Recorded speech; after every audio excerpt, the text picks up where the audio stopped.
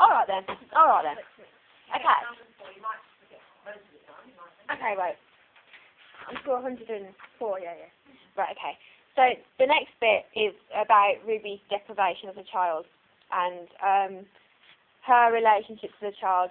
And I think it kind of continues the theme of like suffering between the three, because you see like Ada's suffering when she's on her own at the beginning with like the rundown farm, and you see Ingman's suffering with the war, and it's kind of taking it back. So you see like Ruby's suffering now, like how they've all wound up to the point of where they are now, so they're so determined to do whatever carries on. Anyway, so basically, Ruby was. She didn't know her mother. She lived alone with her father in a hut. It wasn't really like a hut. It was more of a shelter, really. It says there's a quote that says it looks more temporary than actually like a house. So Ruby's life wasn't. It wasn't like Ada's with like how Ada grew up.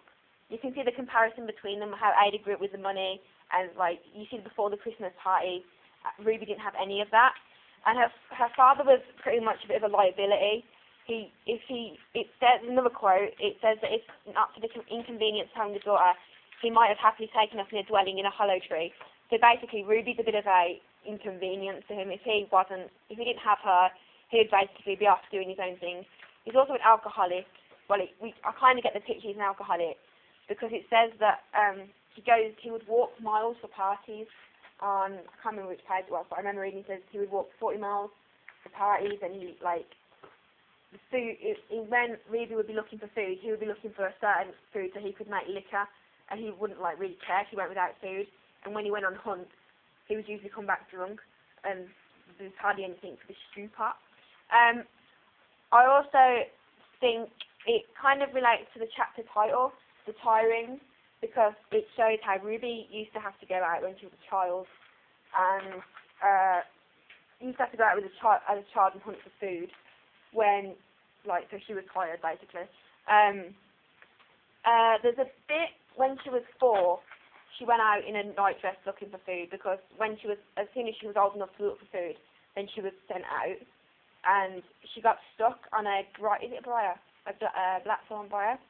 And she was stuck there all night and she was screaming. Obviously, her father wasn't around because he was off getting drunk or something.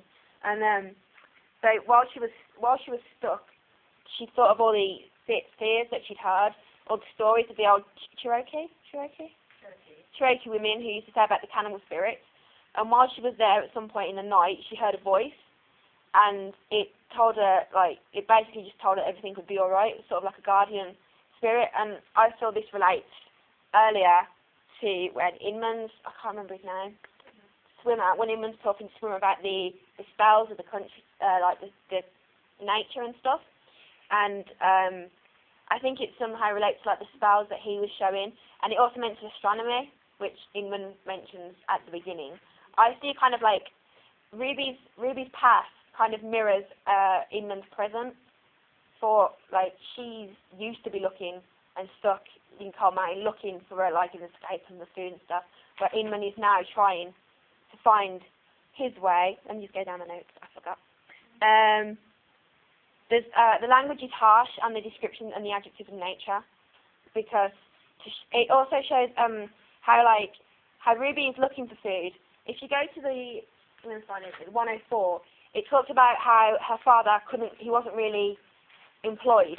He had one job throughout his as long as she knew him, working with a man with the wood, trying to lop it down.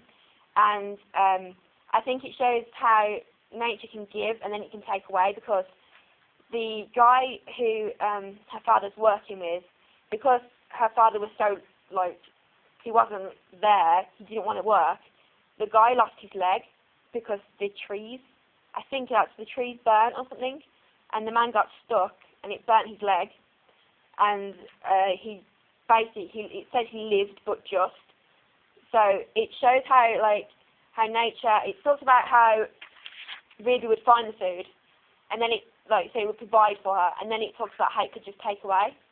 So I think it's a harsh reality of nature. Let's have a look. I have a list, and I'm lost. You've more or less got to the end of your section. But there was something else I wanted to say. There's a lot of animal imagery throughout, and reference to animals throughout the pages, my 4 pages. Like, it talks about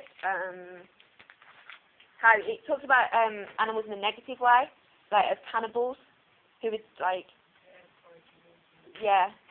who would attack and kill, which I think it relates to when she first meets Ada. I don't know if I can't remember if it's her, and there's a wild chicken, and she just kills it. Was that her? She killed the It attacked her. The chicken thing. Yeah, I think that relates to that, from those experiences for the animals.